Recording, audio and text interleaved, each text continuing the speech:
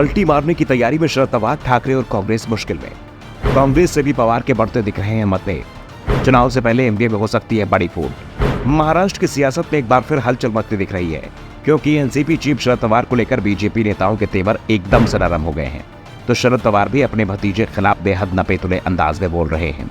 पवार की राजनीति में शिवसेना यूबीटी के प्रमुख उद्धव ठाकरे के साथ ही कांग्रेस के नेताओं को भी शक हो रहा है कि पवार के मन में कुछ और ही चल रहा है।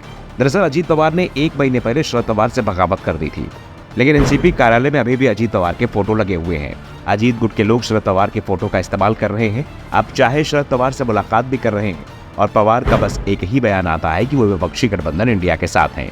इसके अलावा पवार का ऐसा कोई बयान नहीं आ रहा है जिससे विपक्षी गठबंधन को मजबूती मिलती दिखाई देती है। दरअसल दावा किया जा रहा है कि शरद पवार अब कांग्रेस से बेहद नाराज दिख रहे हैं। महाराष्ट्र विधानसभा में विपक्ष के नेता पद पर कांग्रेस के विजय वेट्टीवार को नियुक्त करने के निर्णय से शरद पवार असहमत थे।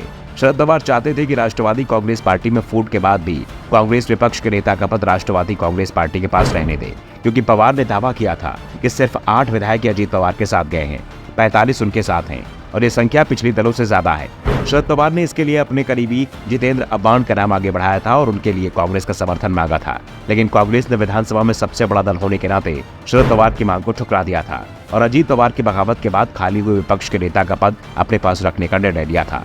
कांग्रेस के फैसले के बाद शरद पवार ने कहा कि विपक्ष का नेता मराठा और पश्चिम महाराष्ट्र से होना चाहिए, जिससे अजीत पवार को चुनौती दी जा सके। कांग्रेस ने शरद पवार की सलाह भी नहीं मानी और विदर्भ के ओबीसी नेता विजय वेट्टीवार को विपक्ष का नेता बना दिया। शरद पवार इस बात पर नाराज हैं कि कांग्रेस के अध्यक्ष नाना पटोले भी विदर्भ से आते हैं और विपक्ष का नेता भी विदर्भ से है। ऐसे में क्षेत्रीय संतुलन नहीं बन पा रहा है। कांग्रेस और शरद पवार के बीच मतभेद की एक और वजह अब तक महाविकास अघाड़ी में शामिल रही समाजवादी पार्टी का गठबंधन से बाहर होना है।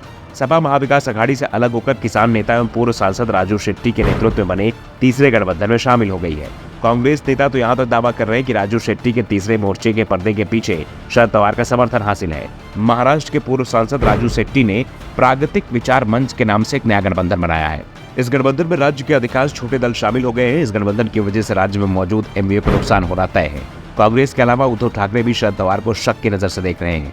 शरद पवार ने घोषणा की थी कि अजीत पवार के साथ जाने वाले विधायकों को सबक सिखाने के लिए वो उद्धव को साथ लेकर पूरे महाराष्ट्र का दौरा करेंगे, लेकिन नासिक के येवला में रैली करने के बाद शरद पवार ने आगे कोई रैली न करने का निर्णय लिया है। एनसीपी प्रमुख शरद पवार ने नासिक के येवला की रैली से बागियों पर निशाना साधा था। हालांकि येवला की रैली के बाद शरद पवार ने कोई रैली नहीं की और न ही अजीत पवार गुट पर निशाना साधा।